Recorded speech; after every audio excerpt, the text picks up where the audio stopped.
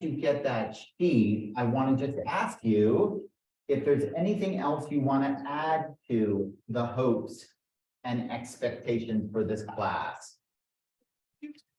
At some point in time, can you fit into the whole Western North Carolina diocese? Ah. Bishop and the dean, and Yes. just where it fits and what the influence is, and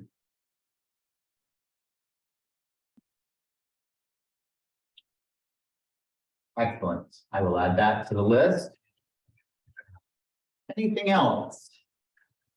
Yes, Tim. Scott, would you talk at some point about the architecture in the interior of the church, and why is the pulpit on the left, the electrical? Yes. Just all different components of the room. The iconography, the icons that are there, is that Well, in the last Episcopal church I attended in Birmingham, Alabama, the pulpit was on the right. Yes. Yeah. Yeah. So, Good. Anything else? Yeah. Great. But why are you a rector and not a father? Titles. Good. yeah, I was going to call you father. You can. If that's your tradition, it's also a tradition in the Episcopal Church, but there's multiple traditions in the Episcopal Church. Unlike in the Roman Catholic tradition, where there's one main tradition of titles and address. So we have different traditions in the Episcopal Church, mostly based on liturgical preferences. So we'll get into this. One of the questions on there is the difference between Episcopal churches. Well, the history of the Episcopal Church leads us to a place where certain congregations emphasize certain styles than others. So it's a breadth of acceptance of Christian worship. So you have congregations that are prefer the style of what we call high church or Catholic style. So in those congregations, addressing the priest as father is the tradition and the acceptance, and it's perfectly acceptable. You have congregations in the Episcopal Church that are what we call low church, or more in the evangelical tradition. And in those traditions, it has been more of the norm to address the clergy at either by their first name or as mostly Mr. So Mr. White would be how you would address, particularly in a kind of more low church tradition, and address me as the minister of the parish. So all of these are acceptable traditions. Or I would say up until about 20 or 30 years ago, the tradition of Trinity Church was more in this vein. So when you hear of the former rectors of Trinity Church mentioned, they're all called Mr. Newton, Mr. Graham, Mr. Nixon. I mean, just they're addressed in that fashion by older members of our parish. Over the course of the past 30 years in the Episcopal Church, there's been a great equalization in these traditions. There's fewer congregations that look totally Catholic, fewer congregations that look totally kind of militantly low church, and many of them are like Trinity Church now, which has kind of what we call a broad church tradition to both our liturgy and our theology. And so it is acceptable to address me as Father Scott, as we don't have a big tradition as in other Protestant denominations, mostly in the Presbyterian tradition, but I do have a doctorate degree of calling me Dr. White. That's not a big tradition. I mean, I love it, you do. But it's not a major tradition for a couple of reasons. I think, you know, in the Episcopal tradition, the emphasis has been, although the education to be an Episcopal priest has always been high, then the requirements of education have been very high in the Protestant tradition. Our ordination is what makes us who we are, not our academic degree. And in some other traditions, I want to be careful here. I don't think it's about the academics necessarily, but that's kind of been a focus, if you will, of the minister's credentials, if you will. And it's not been a major focus of the minister's credentials in the Anglican, or should I say in the Episcopal tradition. All right, anything else to add to this list? So I'm passing around, for those just coming in, I'm passing around a clipboard. And just put your name and your email if you don't think you're in our database. And if you want a name tag, star your name, but put your name down how you want it to appear on the name tag. Well, wonderful. I need to grab a prayer book myself, don't I?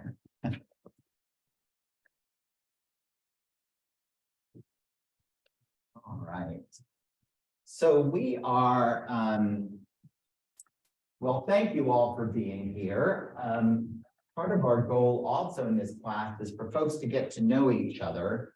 And what's hard is figure out how to do that without taking up 30 minutes of the class. So I'm going to just leave that a little bit to the side and now, and I do want for some time for sharing, but I'm going to try to manage that as we go forward in our classes.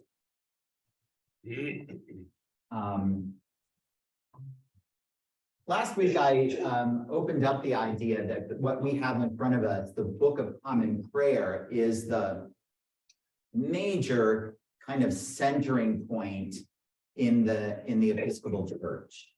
Now I'm going to talk about, mentioned this last week, but I'm going to talk about, this class is about the Episcopal Church in the United States. I can't do that though without mentioning our relationship to the Anglican Communion. And a little bit of this last week, the word Anglican, I won't go into the whole etymology, but it has come to mean, signify the Church of England and members, those who are members of the Church of England. And as you know, the British Empire, Britain was an empire throughout the world, and wherever they had a outpost, if you will, or took control of a country, let's put it that way, wherever there was colonialism going on, they planted churches of the Church of England. Over time, as those countries became independent countries, the churches that they planted there became independent denominations in those countries with what you might say, a kinship to the Church of England. So throughout the world, there are Anglican churches. The Anglican Church is the largest, when you look at it that way, the Anglican Church is the largest denomination, second largest Christian denomination in the world outside of the Roman Catholic tradition. Because, as you might imagine, the British Empire held sway over many of the countries in Africa, and huge swaths of Christianity throughout Africa are Anglican. The huge majority of the Anglicans do not look like us. They're not white. It's an African religion, largely, right? We wouldn't know that, given the culture and history of the Episcopal Church in the United States. So, the Episcopal Church is an Anglican church, connected by kinship is the best way to understand it, to the Church of England.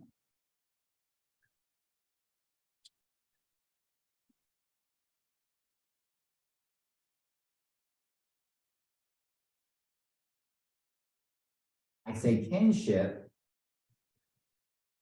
because the leader of the Church of England, who is the Archbishop of Canterbury,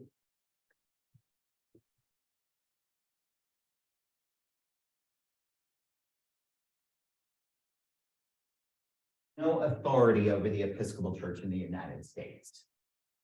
No authority whatsoever. This is a separate denomination in the United States, separate from all other Anglican churches. So we have a kinship. We take our heritage from the Church of England. We count it as deeply important. And we have a Book of Common Prayer, like all Anglican churches do throughout the world. They're not all the same Book of Common Prayer. So we have a kinship, but the Archbishop of Canterbury can't call up the leader of the Episcopal Church in the United States and say, I want you to do it this way, or I want you to fire so-and-so, or nothing like that. So the Episcopal Church in the United States is a separate denomination, okay? And that's important to understand. So I'm going to do this in little chunks. That's how my dyslexic brain works. And I end up using more paper, but what can I say? Question. Yes. Okay, so there's the Archbishop of Canterbury, but what is that title for the United States? Yeah. Okay. But before I leave the Church of England, I want to do just a very brief. This is really not helpful. I mean, I think, but let me just touch for a second on how the Church of England came to be. Okay. So for those of you who are history buffs, you know a lot of this information. Some of you know it by the general history stuff, but just in a nutshell, it all happened in the 1500s. Well, really the mid 1400s to 1500s. Throughout Europe, there's a lot of discontent in the church.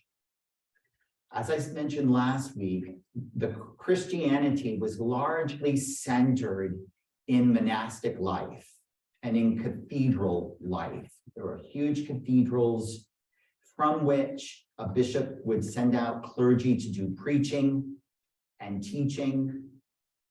Yes, there were congregational church buildings, but the idea that you belonged to a specific church and not the bigger church in a bigger sense was not the same as we have it now, right?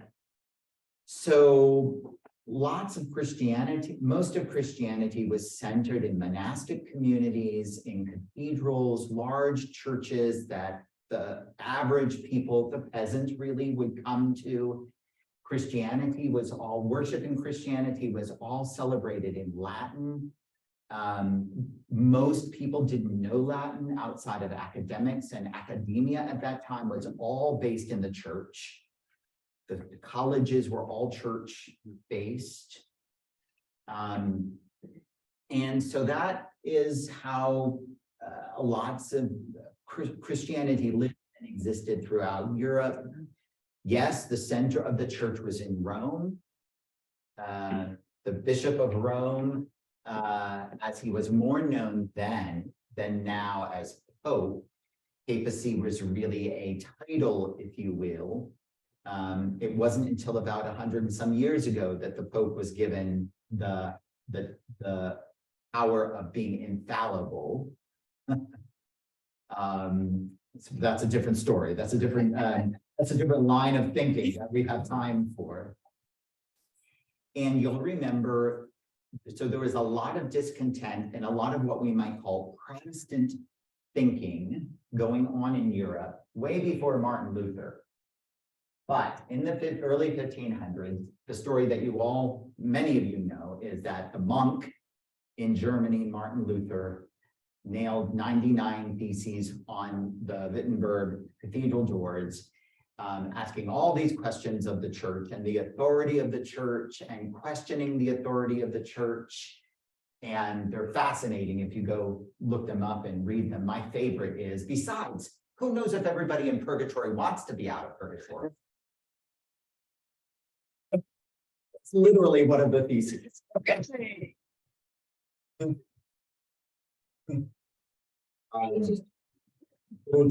Right? And so, there begins, so to say, or really is a culmination of a lot of thinking on the authority of the church. And as he specifically talked about corruption in the church, if you will, and the way in which the real central event that was going on at that time is that they were raising money to build St. Peter's Basilica in Rome and selling indulgences, and if you paid enough money, so on and so forth. Now, we could spend a lot of time talking about these things and the degree to which there was some goodness and holiness to some of these things, and to the degree to which they were being abused. That's a great conversation, but nevertheless, there was, that's how Christianity was formed, and that's the kind of pushback. So we got, of course, the princes and rulers throughout the German areas loved this idea that this monk was doing, because they wouldn't have to be under the control of Rome either. So militarily, they backed Martin Luther and other reformers in the area, and Protestantism took hold throughout a lot of Europe. And there was back and forth, so to say. And a lot of this stuff was going on in Europe. Well, remember, there's no Channel Tunnel over to England at this time. It takes a long time for news to get over to England. It takes a long time for the energy in the space to get over to England. Yes, there was lots of Protestant conversation and clergy in England, but there was the monarchy in England was more removed, more like trying to figure out what, what side of this thing will work for me.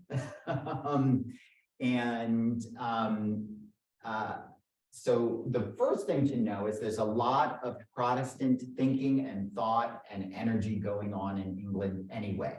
Before Henry VIII, the King of England at the time, decides that his first wife, Catherine, is probably not going to get him a son.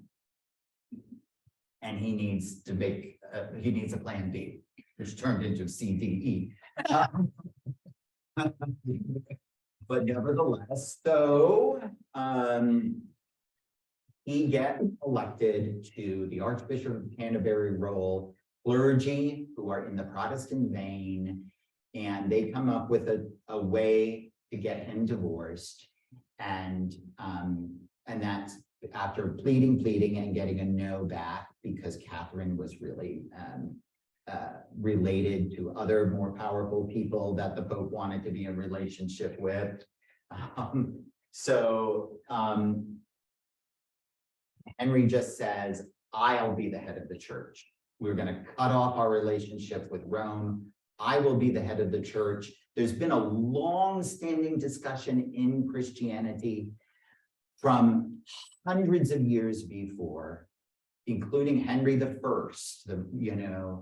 on how much power does the monarch have in ruling the church. So that tension has been around for hundreds of years. It didn't start with Henry VIII. Yeah. I was just going to mention yesterday about this, and the notion of divine right of kings was very, very prevalent. So it's not much of a leap on Henry's part. And Correct. across Europe, people were kissing the rings of their kings. Exactly. So Yes, divine right of kings is prevalent in the system and in the energy. And he just says, I'm going to make this one step. I'm going to be the head of the Church of England. And this is how we're going to do it. So I can write my own divorce decree. How about that? And this is what he does. This is what he does. And that starts us down a road in England with the Church of England on how the Church of England is going to be. So Henry makes this decision, turns the Church of England into its own denomination, Protestant denomination, gets himself a Book of Common Prayer, which takes the monastic worship services and compiles them into a book for every people. This is when it's no longer a sin against the church or God to worship in the common language of English. And this is where we start to get translations of the Bible in English. It's okay for you to have a copy of the Bible. Before, it was kind of like wrong to give the people a copy of the Bible because they wouldn't know how to understand it. Right? So this is where we get the Bible in the pews. This is why in the Episcopal Church, you always have a lectern with a Bible on it open. This is the symbolism here, is that the Bible is available to everyone. And so this is the Church of England. You know the history here just very briefly. He dies. His very young son comes to the throne. The regents of the young son are rabid Protestants, even more than Henry. We could go into how Protestant was really Henry.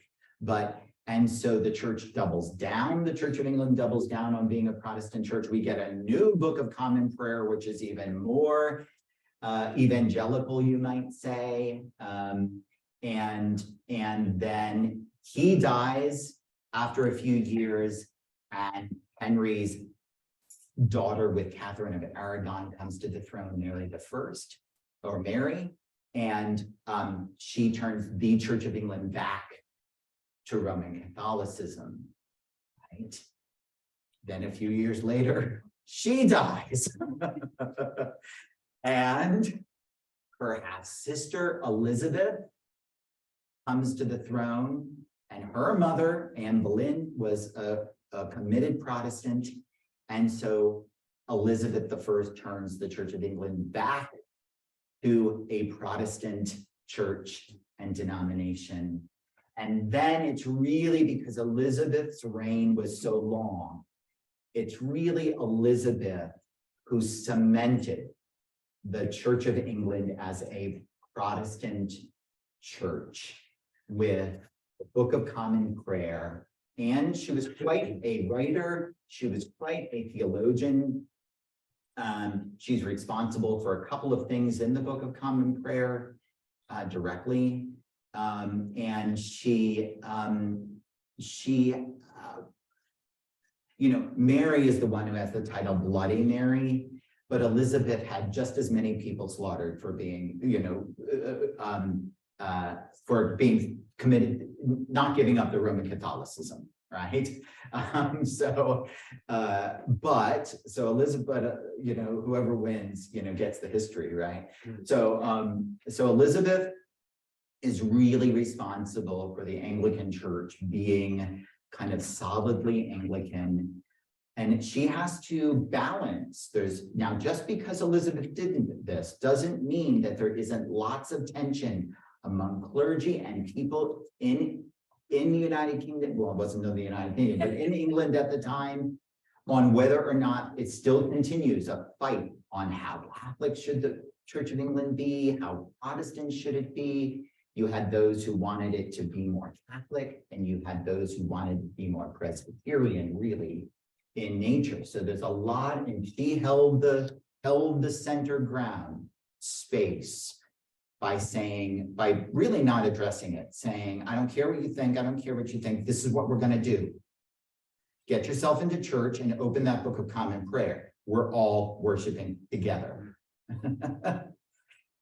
And if you think that things should be done a little bit more that way, well, just, give it up. And if you think things should be done a little bit more that way, you give it up, because we're all doing this.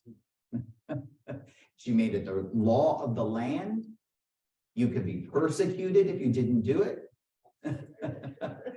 And you had to sign off on it in order to be in Parliament, in order to be clergy, in order to not be considered treasonous. Wow. Right? So it was what we call a via media, in the middle. And just as we all have in our own family heritage things that follow us, even though, it was the great-grandfather 2 times ago that happened to, we still do it this way.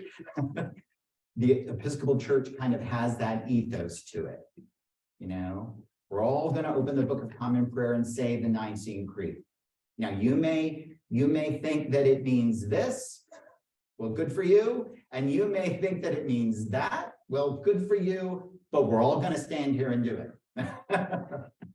And we can talk about it. We can discuss it. But this is what we're doing in worship. Yeah. I want to say just one thing Yeah. really quickly. The absolutely gorgeous language of all of the books of common prayer. One of the reasons that they serve to unify people that really have, who are across the spectrum of belief, is that language is ambiguous. Right. Yeah. And as much as we use the term literal, language has many, many connotations in every single word. And that's actually, to me, as an Episcopalian, understanding the beauty of the Episcopal Church. So yes, I think what Leah is saying, the Book of Common Prayer allows us all to be together and worship together, even if we have an emphasis on a certain way of looking at something than the other, and we're going to look at that. So this is James. Was her emphasis on the doing? She wasn't so worried about what you're thinking. She was like, as long as you're doing. Yes and no. I mean, she was clearly a Protestant. She clearly wanted the scriptures in people's hands. She clearly wanted a Protestant faith. And yet there was lots of tension on both sides. And she could have gone even further, much further, in forcing one way of being than the other, but she didn't. She did try to hold, and I'll show you a couple of pieces that point this out. All right, that's very brief. We're not going to spend You probably get to this. too much time on it. If anybody can remembers in the room Elizabeth II's coronation, and we're all getting ready to have another one. Yeah, And it's a flat religious thing, right. and the monarch of England is still the defender and protector of the faith. Right. And really the head of the church. So what Peter's pointing out is that there is no separation of church and state in England, even today. This is very hard for Americans to have a concept of, very difficult. But there's no separation of church and state in England. The Anglican Church is the state church, right? Now, in reality, it's a state church that allows for all types of diversity, which is now the argument for keeping it the state church, because it holds a center for people, for the British to do whatever they want religiously, right? And I wonder I'm beginning to wonder really if there isn't a strong purpose to this that works better. Maybe even a constitutional monarchy works better than a president that can't unite any of us, but that's a whole different conversation. So that's a brief little teeny snippet of the Church of England. Yeah.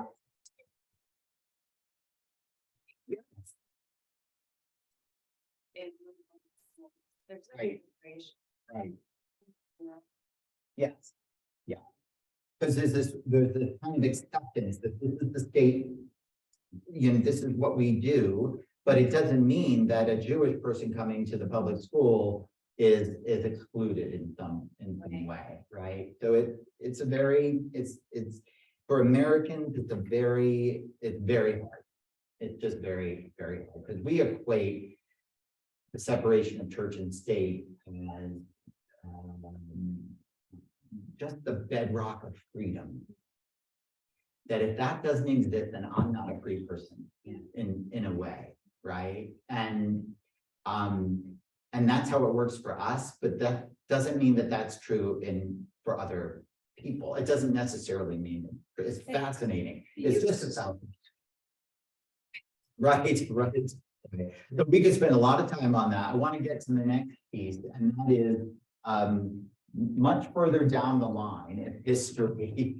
We get to our own country, right? And as I said, we've had When the colonies were established, the Church of England planted churches throughout the colonies, and you can visit some of these churches today, right? There's a couple in North Carolina on the East Coast. Bath, North Carolina is one, St. Thomas in Bath. Christ Church in New Bern is not really one of them, but comes out of one of them. You can go up and down the East Coast, Christ Church, Savannah, all the way up into New England. You have Trinity, what is now Trinity Church on Wall Street, and Old North Church in Boston, and Trinity Church in Newport, where I'm from. And you can go up and down the East Coast and visit some of these churches that existed in lots in Virginia before the American Revolution. They were all churches of England, and worshipped according to the Book of Common Prayer from England, prayed for the king and the royal family. And that's the way those churches were until the revolution. And we have the revolution, and the question becomes, what are we going to do? Right? What are we going to do? Right? And so,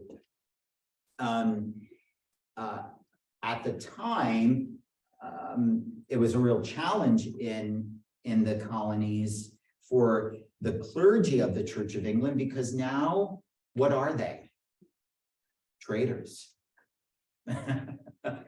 Traitors, right? If they're in the college, if they were leading one of those congregations, you had to make a decision either to go to Canada, go back to England, or you were going to reject these oaths that you signed for the king, so on and so forth. So some people did go to Canada. I have a whole side of my family who were in Sussex, New Jersey, and they started a new town in Sussex, New Brunswick. Right? It took me a while to figure out, oh yeah, they were all loyalists. That's why they went to Canada. And then they ended up coming back anyway. But nevertheless. And then, but most of the clergy kept on worshiping, but you can go to some of these places. I think you can at Christ Church in Philadelphia, and they'll show you the Book of Common Prayer that was being used from that day. And it says, you know, and in the prayers where it prays for the king, you can see where they've crossed it out with the president of the United States. And so, so the question became, what do we do? I guess we have to have our own denomination here in the United States. So the clergy get together, decide that that's what needs to be done, but there's a specific problem that the Anglican clergy have in the United States. You make a new clergy person. How does somebody become a clergy person in our tradition? Laying on of hands by the bishop. There's no bishops in any of the colonies. How are we going to get new clergy? Because if a bishop back home does it, they are now what? A traitor. Right? So how are we going to get new clergy? Right? So the Anglican clergy in the United States start fighting about this. How are we going to get new clergy? Most of them say we got to get somebody ordained as a bishop. Let's focus on that, right? One of them, I love talking about this. John Wesley decides, let's just give up making clergy by having a bishop lay hands on them. Let's just have the rest of us clergy do it. And he got enough people to agree with him. And that's what he starts doing. He starts making new clergy just by other clergy standing around and saying, we invest you with the power to be a clergy person, right? Well, that's what became the Methodist.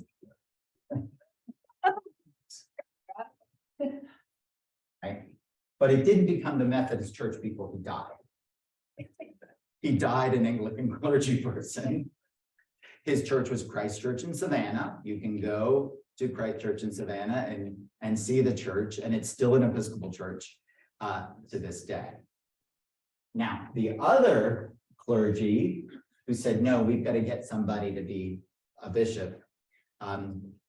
Chose, mostly centered in New England, chose a Anglican clergy person by the name Samuel Seabury to get ordained as a bishop. And what they did is they sent him over to Scotland because there were a bunch of bishops in Scotland who hated the English, right? The story as you go, right? And there were a number of bishops in Scotland who said, sure, we'll do it. So he went over to Scotland, got hands laid on his head to be a bishop, and then Samuel Seabury comes back, right?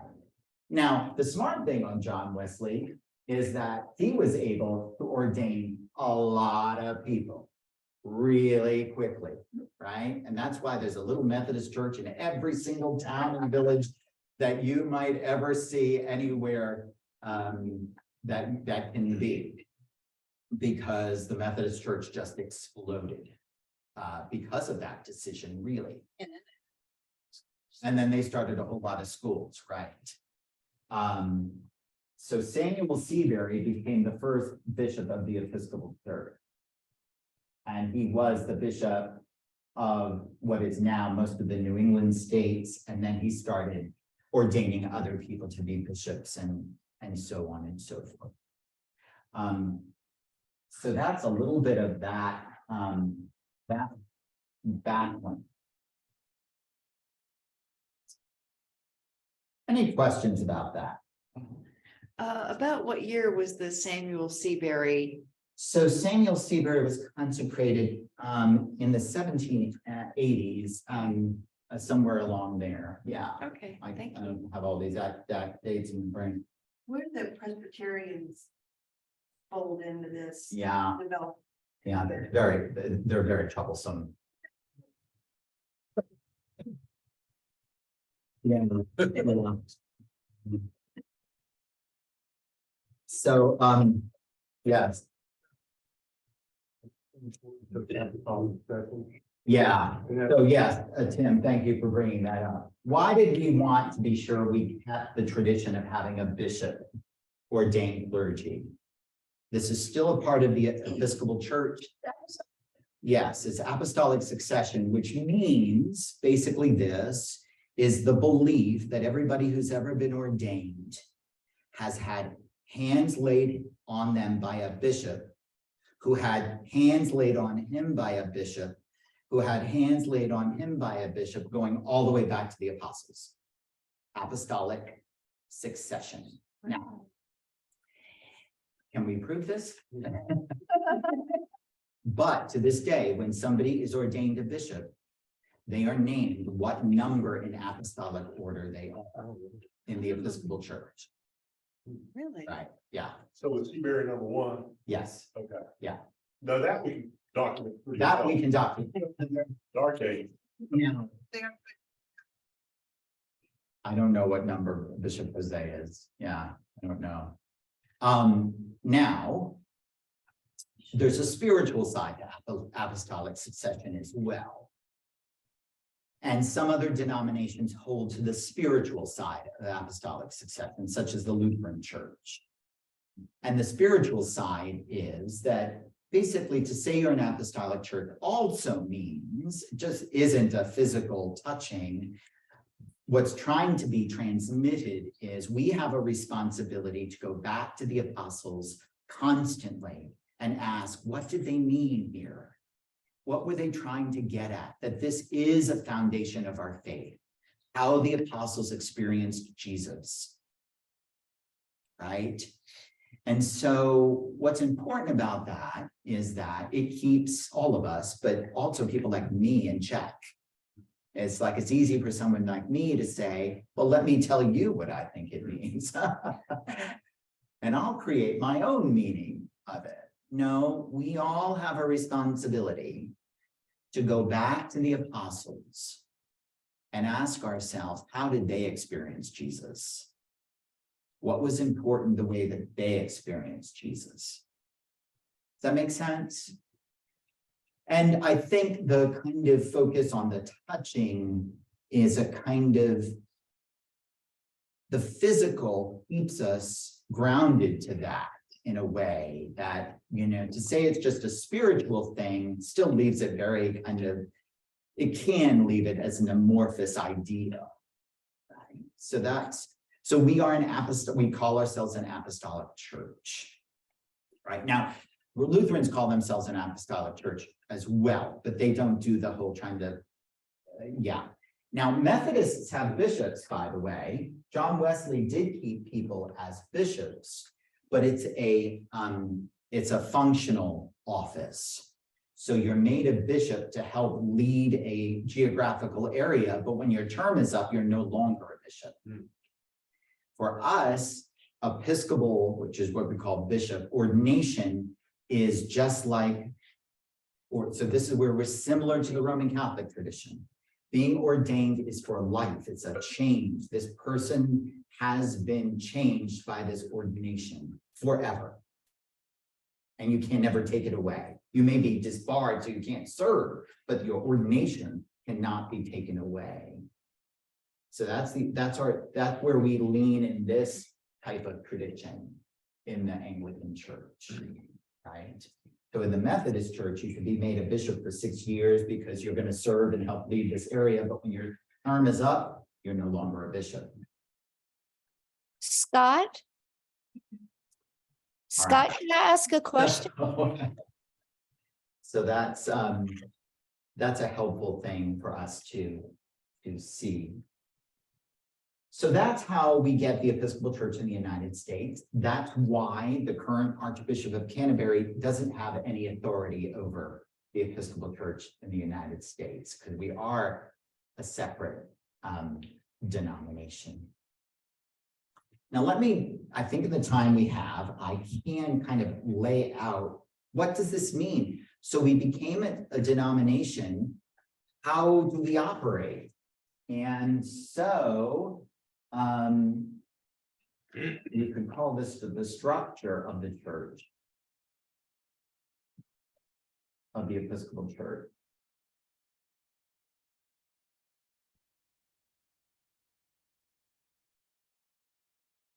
Now, the structure of the Episcopal Church in the United States is very similar to many other denominations outside of denominations that consider themselves what are called have an independent structure. So in the Baptist tradition, it's understood that each congregation is an independent body, right? Really not answerable to other bodies. I mean, now there's lots of, I don't know the Baptist tradition really well, but my understanding is that there's a lot of cooperation, right? Among Baptist churches in certain things, but there isn't a bishop who can go out and say, you 4 congregations are going to do this, and this is the ministry you're going to have, and so on and so forth, right? But in many other Christian traditions, Christianity, let me back up for a minute. Christianity has, from the very earliest days, operated kind of geographically, right? So that there would be a leader, an overseer, as it says in the Bible, which in Greek is episkopos, which is episcopal, which is bishop, right? There's an overseer of a certain area, geographical area. And so in the Middle Ages and in Reformation times, bishops had oversight of geographical areas and congregations, therefore, in certain areas. And in the Methodist Church, they call this conferences. In the Presbyterian Church, they call it presbyteries. And in the Lutheran Church, they call it synods. That's right. And the Episcopal Church, we call it dioceses. As they do in the Roman Catholic tradition, a diocese. So the Episcopal Church is made up of 100 and some different dioceses throughout the country. And each diocese has a bishop.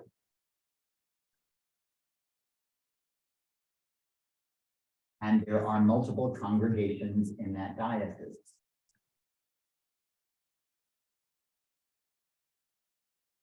Some dioceses that are really large have 2 bishops. And the second one is called suffragan bishop, which means they suffer under the law, the big bishop.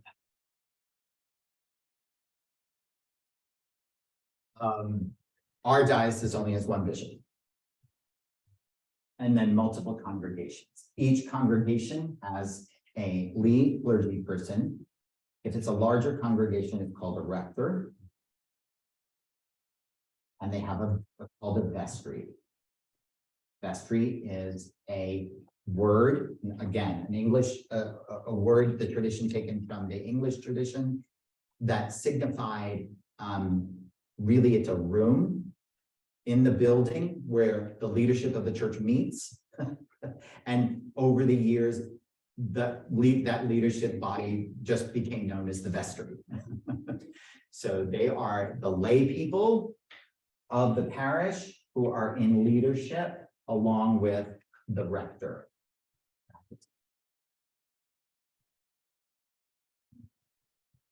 The Episcopal Church is not a congregational church. Let's talk about this for 1 minute. For those of you coming from a Roman Catholic tradition, you'll understand this. From some of you coming from a Congregationalist tradition, you'll understand it as well, I guess. Yeah, but the difference we'll talk about. So in a congregational setting of a church, the congregation is really called upon to make a lot of the major decisions of the parish, including calling a new minister, including setting the budget, including perhaps some other major decisions of the life of the church.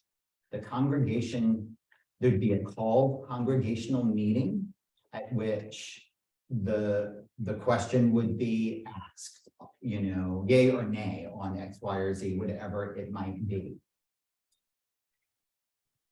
That's not true in the Episcopal Church. So we are what I call the liturgical church. And so in our tradition, the people of the parish do elect members of the vestry, right? But the vestry are the group of people in the end who choose the rector and who set the budget and are empowered to make major decisions for the life of the congregation. Does everybody hear me? Yes. Now there's a reality to this, right? Just like we're talking about in the Church of England. Now, when a church needs a new minister, however, it would be unheard of that a vestry just gets together and says, okay, here's this guy, we're going to choose him, right? Actually, it did happen that way about 50 years ago, but nevertheless, today, the vestry would gather another group of people, a committee of the parish, representative of the whole parish. They would do interviewing, so on and so forth. They would present to the vestry a group of people or a couple of names, or maybe one name after they did their work for a decision. That's how that type of choice would work. And then the vestry is empowered to set the budget of the parish. There is an annual meeting of this parish where we do present what the vestry has done with the vestry reports, how they've used money and so on and so forth.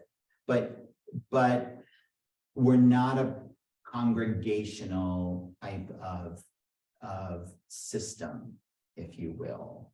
There is lots of conversation, lots of feedback.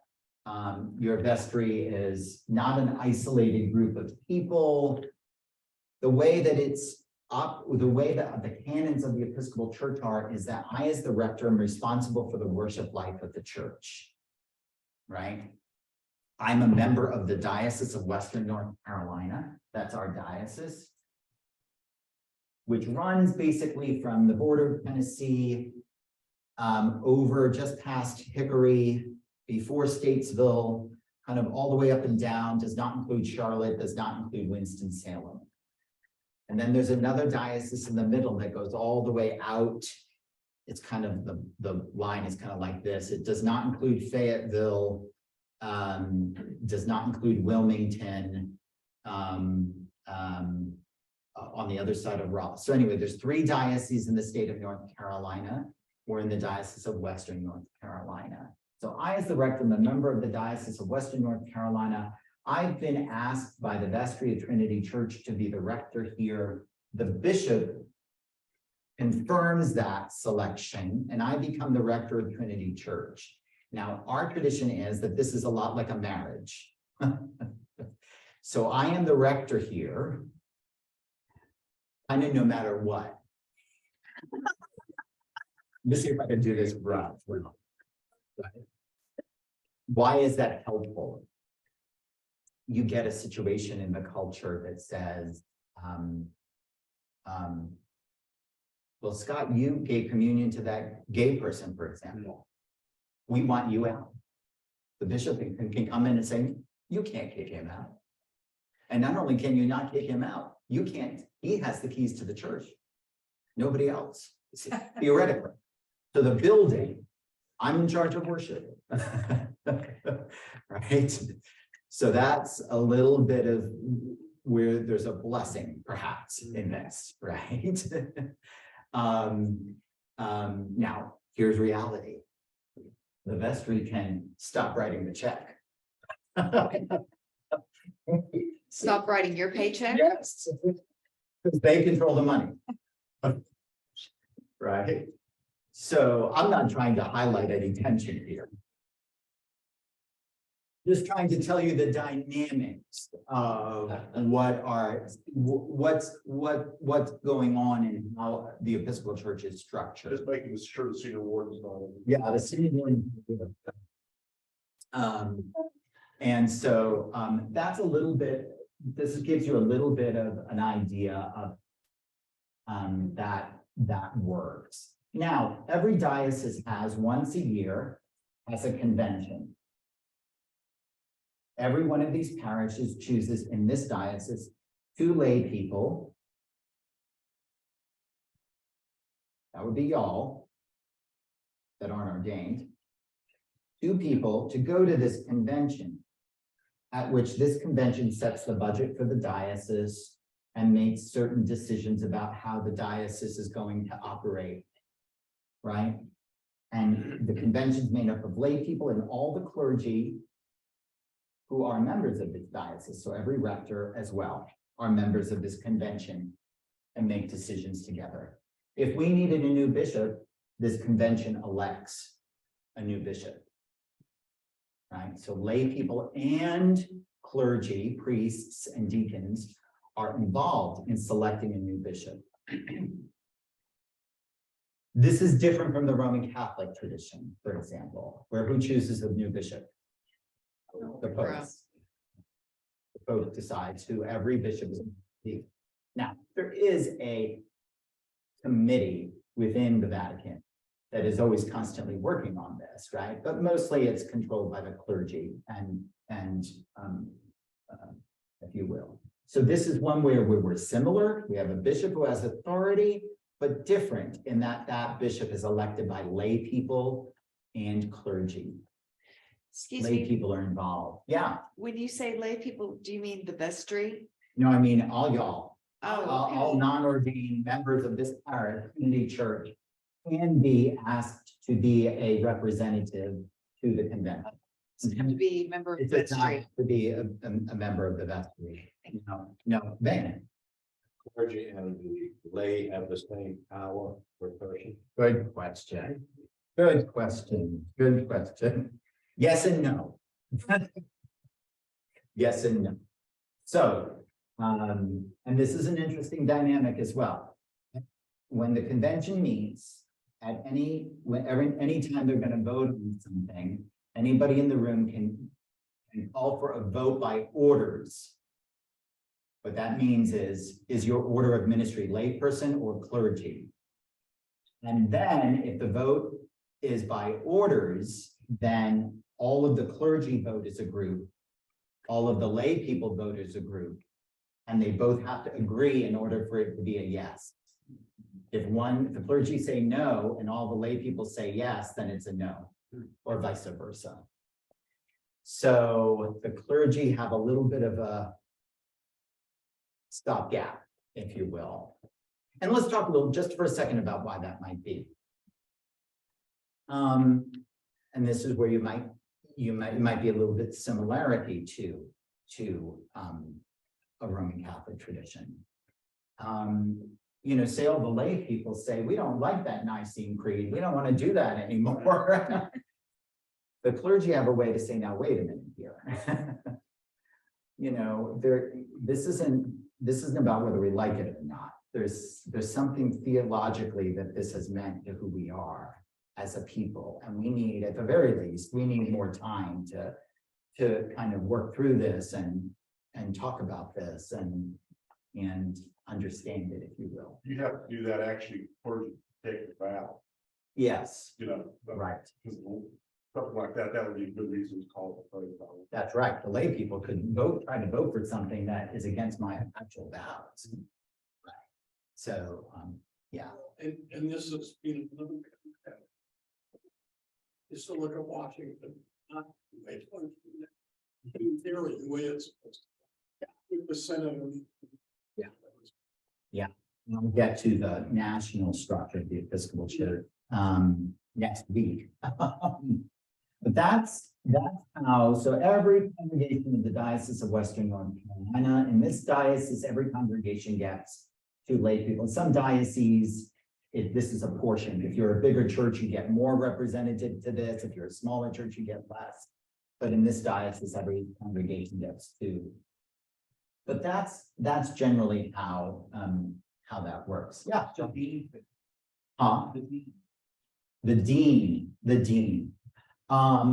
is, so in this diocese, well, first of all, John's asking about the dean, and the dean is a title of the person who the bishop has chosen to be the leader of the cathedral of the diocese. First of all, in the Episcopal Church, not every diocese has a cathedral. So it's not a requirement. And then for the dioceses that do, then a dean, well, dean can mean a couple of things. Dean can mean a person that the bishop has been put in charge of either a congregation, it can be a academic institution, it can be a group of something. So, but the bishop is actually the person who is the only person who can really appoint a dean. Yeah. Wondered if you consider the Bishop of Western North Carolina your boss, Mhm. and if you do regular reports, and if you do, what kind of data are you reporting? Great question. Great question. Of course, I consider him my boss, and everybody should tell him that's what I said.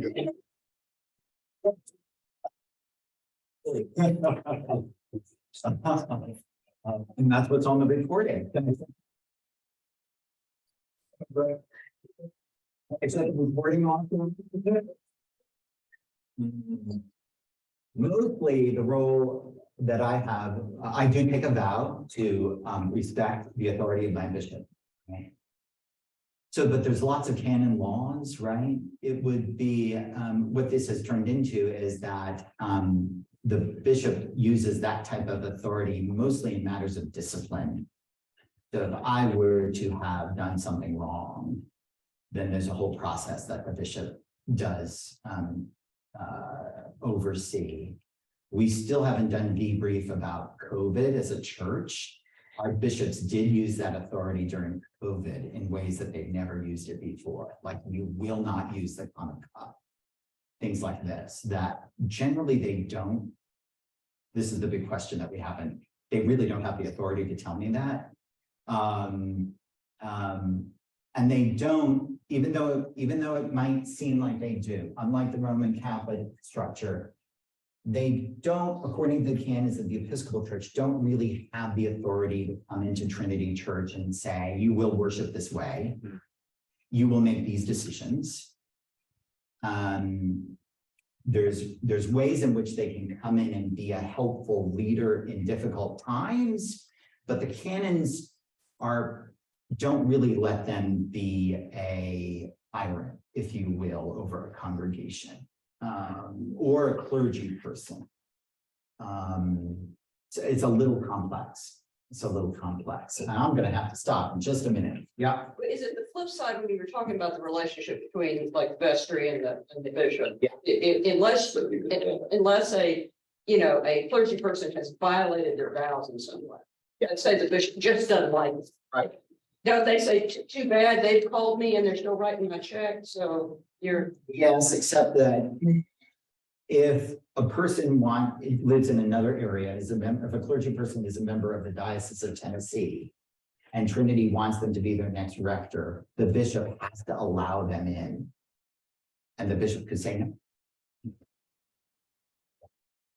All right, I'm gonna have to stop. Write down your questions, add them to the list. And we're going to do a couple of things next week. I'm not gonna spend the whole time on the national church, how this diocese is related to the whole Episcopal Church in the United States. But I do want to get to that and the structure of that. And then we're going to move into some pieces of the Book of Common Prayer. Great. Thank you. Now, wait a minute. Did everybody get the clipboard? If you didn't get the clipboard, raise your hand. Raise your hand, put your name down, your email address, and if you want a name tag, make sure you write your name down as you want the name tag to appear. Thank you. Thank you.